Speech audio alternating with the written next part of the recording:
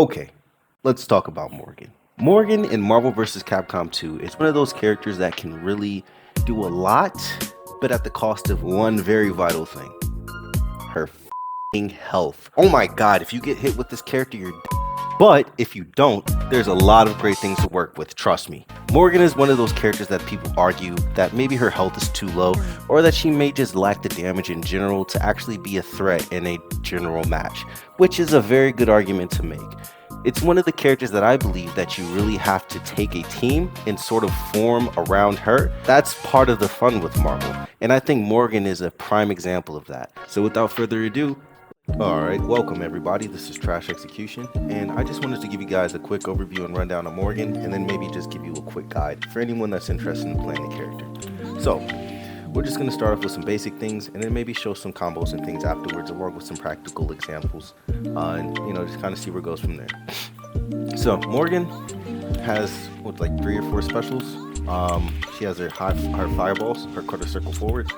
Slow one would be light punch, and then her fast one would be heavy punch. This move is very good because it helps her control the neutral. It's a diagonal fireball in the air, and combining it with some of her other movement options in the air can make her have some really tricky mix-up in the neutral game. So I do like that move. Her next move would be the command grab. I don't really use this a lot. I mean, it's decent. It does decent damage. Obviously, more damage than the regular grab. Only thing is that if they roll it, depending on the character, you can actually be negative. So it's something to look out for. It's a little scary. Another special that she has is her uppercut. Uppercut, I am solely convinced, is maybe like 1 frame startup. It may just be 2, but it definitely feels faster than her 2 frame moves that she has in her normals. So there's that as well. She has an uppercut, which is great. It's probably her go-to assist as well. And lastly, she has the drill kick. The drill kick combined with her super dash, her air dash, is a really good tool in neutral if you know how to use it. It can be very dangerous. It's a 3 hitting normal. Yeah, I'm sorry. It's 3.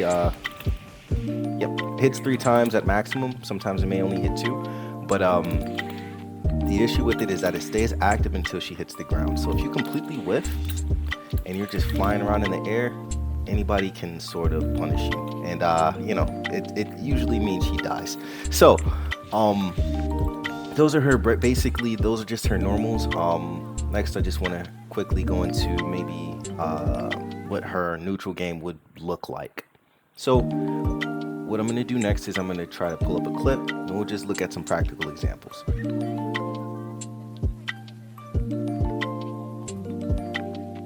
As a starter versus a Blackheart, it's matches like this. All right, so this is what I mean. You sort of have to already know how the other player, not the other player. You got to worry about how the other character plays. Like in this one, you want to go in and make Blackheart. Oh my god, I just learned the infinite. I know how to kill him if I touch him and all this shit. But at the end of the day, it doesn't matter if the other person is playing well enough for you to never land it. So I would definitely recommend just playing patiently, throwing a lot of fireballs, and waiting for them to maybe do something that's unsafe. Doesn't always happen, but a lot of the times it does. I will say one advantage that you have if you play Morgan is that people will underestimate. Like right there. That is super punishable. It's a good amount of damage. But it's punishable if you can get out of the pillar on startup. So just throwing some more fireballs. Cyclops assist is really killing me right there. Ooh. I know what I went for, but it looks bad. But yeah, there we go. Again, another punish. You just died. Okay, welcome. So next thing I would like to get into is a couple of her normals. Now, I don't really want to get into all of them at the moment. If anyone is interested in learning about all of her normals extensively, then I can create a longer video for that. If you just let me know, that would be awesome.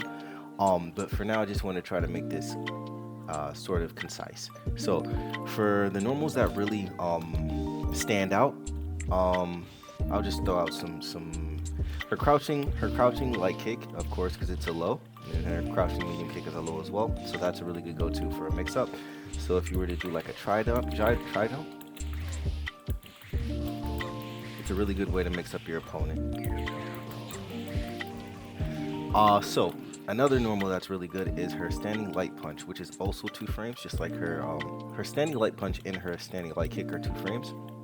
Standing light punch, like most standing light punches, you know, they just hit they're better at hitting opponents who are jumping or who are standing or who, you know, those are the best times to try to throw them out there. Hers just happens to be pretty good. Of course, you can crouch it with most characters. So there's that. Her standing light kick, which I would say is probably her go-to for combo starters, because it's, you know, it's tied for her one of her fastest moves, but it hits crouching and standing opponents. So on the ground, this is definitely a good go-to if you want to start a combo or something like that. Yeah, so you would want to do that.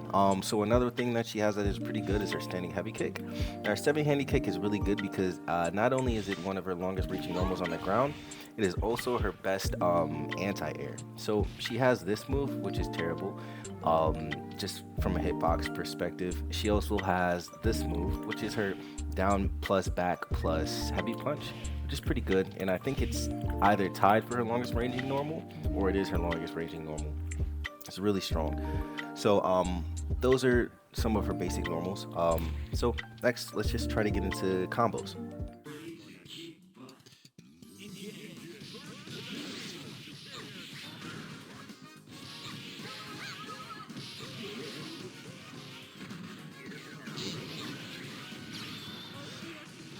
Okay, so the next thing that we can get into with Morrigan is her combos, which, to be completely honest, all depend on your assists, and it depends on which position you're playing her in. So for the sake of this tutorial, we'll just say that Morrigan's on point, right?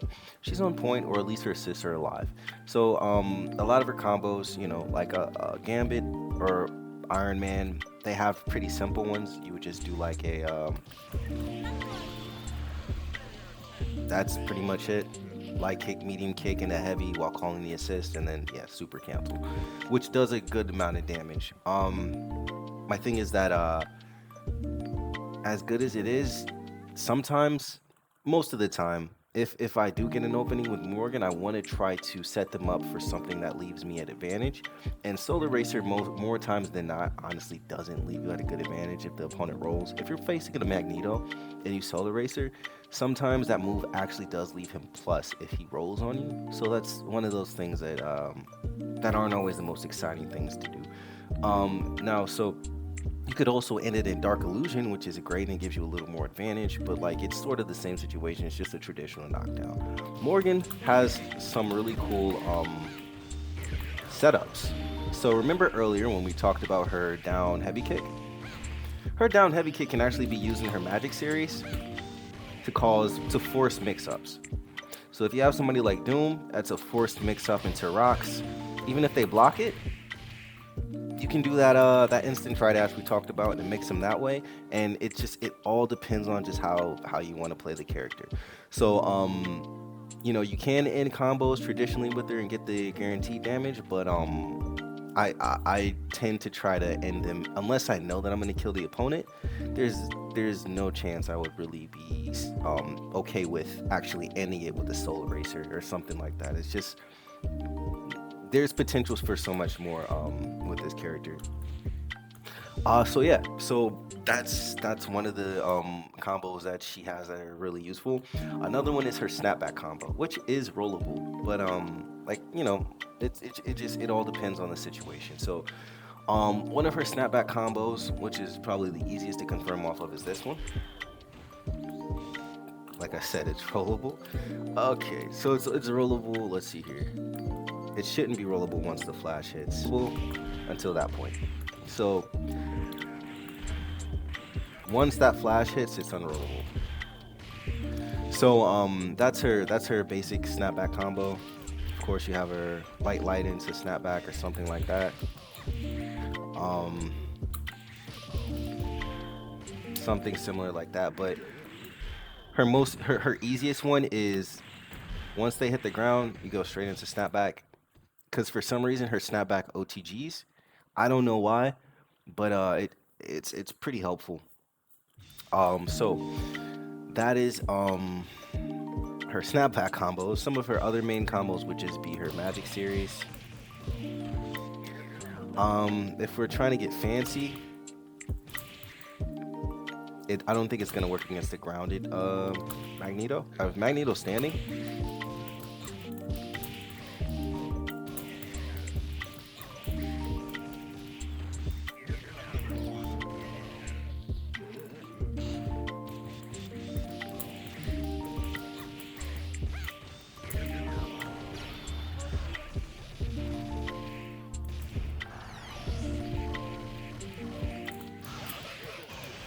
Something like that. So I knew I was missing something. So here are her combos into super. Now they are very specific, but they are possible. So some of her mid-screen combos into super include her standing heavy punch, into soul fist, into dark illusion. This also works for Soul Eraser. It's also much easier, but like I said earlier, some characters you don't really have an advantage on after doing that. So unless you can DHC, sometimes it might not be the best option for you.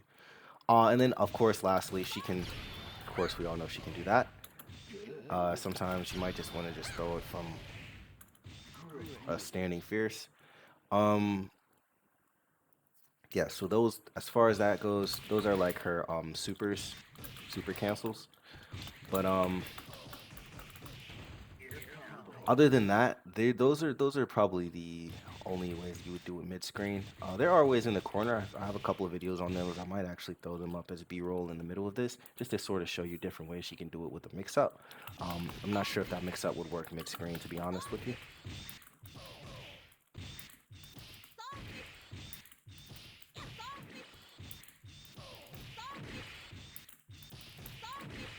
Yeah, so next I'd like to get into her assist. I'm only going to cover the one that I use right now. I'm sorry, if anyone else wants me to cover another assist, then sure.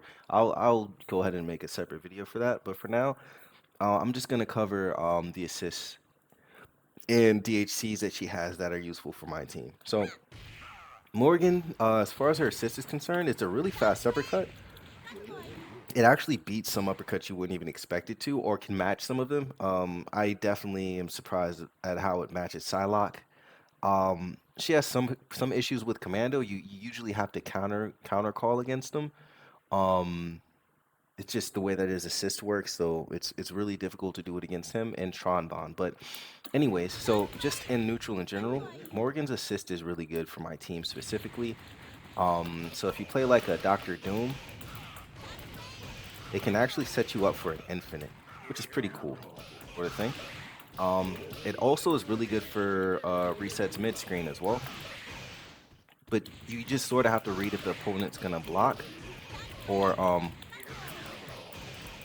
yeah, something like that in order for it to actually be very useful. But I like to use her with Doom because it's quick, it resets them full screen, and it gives me enough time to sort of advance or back away on the ground if I like to. It also sets me up while they're falling for me to call in like Iron Man and sort of get that, you know, like get that that advantage on the ground if need be. But yeah, it's really strong a lot of the time. It really does help a lot. Like I said, it's quick. It does some decent damage, and you can actually confirm off of it if you practice enough. So another reason I like it for my team is because it goes straight into Iron Man's Infinite. There's 3 different timings you can do for it. It's the Iron Man jump forward time. I can explain it after this. So there's 3 different timings for it. If you do neutral jump, it's the easiest spacing to actually confirm off of. So if you do neutral jump into that infinite, you just hold jump forward like you normally would when you do the infinite. If you do neutral jump dash into Morg, you would just hold it like you would if you did like a regular like, right? So that's the easiest one. You also have the jumping backwards variation, where you actually have to do a neutral jump first, and then you have to go into the infinite. And then you have the hardest one to block, which is this one. It's the quickest one to block, but it's the hardest one to confirm off of. This one you would also just do, you would hold forward, but you have to delay the heavy punch. So if you were to jump forward and call it, it's the quickest mix up. But It's just a little, it's a little harder to land, at least for me. I don't know. Yeah. So yeah, you would do something like that. Now the only reason I'm explaining the three different variations, jumping backwards, neutral jumping, and jumping forward. Let me say this first. This is all based on just where you are relative to your opponent. But for the most part, if you think about it that way when you land it, most of the time it usually hits them. The reason that the neutral jump, the back jump, and the forward jump matter is because they are three different timings for a cross up. If you do the forward one and the Morrigan assist, I mean, you're going to cross up 100% of the time. If you do the back one dash and Morrigan assist, it's very ambiguous, and sometimes Morrigan will hit them before you cross over. And neutral jump as well is pretty ambiguous, but it's just the easiest one to land. The neutral one as well is very ambiguous, but it's just the timing on it is a little different if you decide to do jump forward or jump backwards, back dash, back box dash. So that's the only difference between all of them. So yeah, so that's just her uppercut. Her uppercut is really good if you have a character that can capitalize off of it, like Iron Man or even Doom can capitalize off of it really well. It's hard for me to show you if I've really got to just be in a match. So so some other things Morgan's assist are good for is in neutral with a flight character. It's really nice to if you're falling towards the ground and you know like a Magneto or something is chasing you and waiting for you to land. It's a really good assist to use once you can sort of mix them up. If you know they're chasing after you, I would wait and save my air dash till I can get to a point where Morgan can cover me. And it usually does help a lot. It helps at least keep people off of you. It has more block stun than Psylocke's assist as well, so that always helps. And in the corner, it actually does do this really weird thing where if the opponent is in the corner, the assist is one of the few assists that will autocorrect and still hit them. A lot of assists will whiff if you just do this, like Psylocke assist will actually whiff if you're jumping forward in the corner and they just spamming the assist just as soon as they get up. So that's something, and also Captain Commando can do that as well. So that's something to keep in mind. Morrigan actually, you time it, you don't even have to time it perfectly right, just decently right, and she'll auto correct even if you're not facing that direction.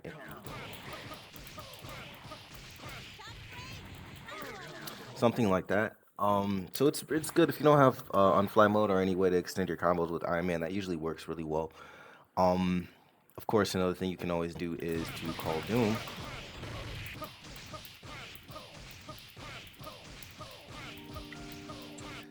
So all that to say, what's cool about this character is I don't believe that you have to be like some sort of specialist or something. I think that anybody, if you play this character and you have a pretty good grasp on the game, and you play her safely and with some thought, I think you could have a blast trying this character out. Honestly, I think she's really good.